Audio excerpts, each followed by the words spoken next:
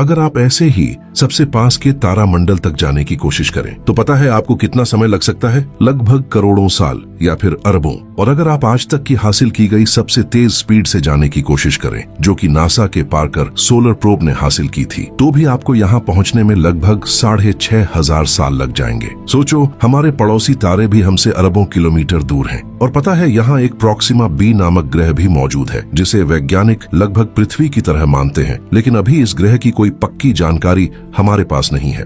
ऐसा भी हो सकता है कि इस ग्रह पर कोई छोटा मोटा जीवन भी पनपा हुआ हो। हालांकि हमारे पास फिलहाल कोई पक्की जानकारी मौजूद नहीं है। बस हम इतना जानते हैं कि यहाँ एक से ज्यादा ग्रह मौजूद तो हैं।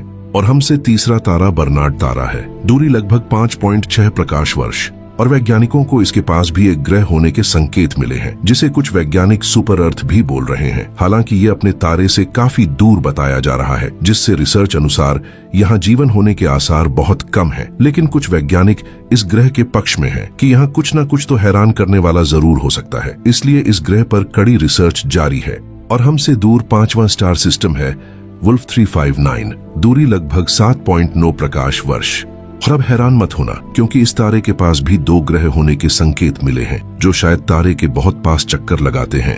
और न जाने ऐसे ही कितने तारे और ग्रह हमारी गैलेक्सी में मौजूद हैं। वैज्ञानिकों का अनुमान तो लगभग 50 अरब से भी ज्यादा ग्रह होने का है। जी हाँ, 50 अरब, जिनमें से शायद कुछ न कुछ पर जीवन जरूर मौजूद हो सकता है, क्योंकि 50 अरब ग्रहों में से सिर्फ एक ग्रह पृथ्वी पर ही जीवन होगा। ये बात थोड़ी अटपटी सी लग सकती है। रुको, चलो मान लो हमारी गैलेक्सी में 50 अरब से ज्यादा ग्रहों में जीवन ना हो, बस अकेली पृथ्वी पर हो, तो ब्रह्मांड में तो लगभग 2 ट्रिलियन गैलेक्सी होने का अनुमान है। जी हाँ, 2 ट्रिलियन। तो सोचो, उन अकेली गैलेक्सी में कितने कितने ग्रह हो सकते हैं, जबकि सिर्फ हमारी अकेली गैलेक्सी में ही 50 अरब से ज्यादा ग्रह होने का वैज्ञानिक अनुमान है। तो 2 ट्रिलियन गैलेक्सी में अनुमान लगभग इतने ग्रह हो सकते हैं, यानी 1 लाख खरब ग्रह। तो अब मैं ये तो हरगिज नहीं मानने को बोलूंगा कि 1 लाख खरब ग्रहों में से सिर्फ अकेली पृथ्वी पर जीवन है। इतने ग्रहों में करोड़ों ग्रह तो ऐसे हो सकते हैं जो हमारी पृथ्वी से भी कई गुना बेहतर हो सकते हैं, और शायद एकदम हमारे रहने लायक भी। तो अब आप मुझे बताओ कि इतने ग्रह होने के बावजूद भी क्या ऐसा हो सकता है कि हमारे अलावा इस ब्रह्मांड में कोई दूसरे जीवन ना हो?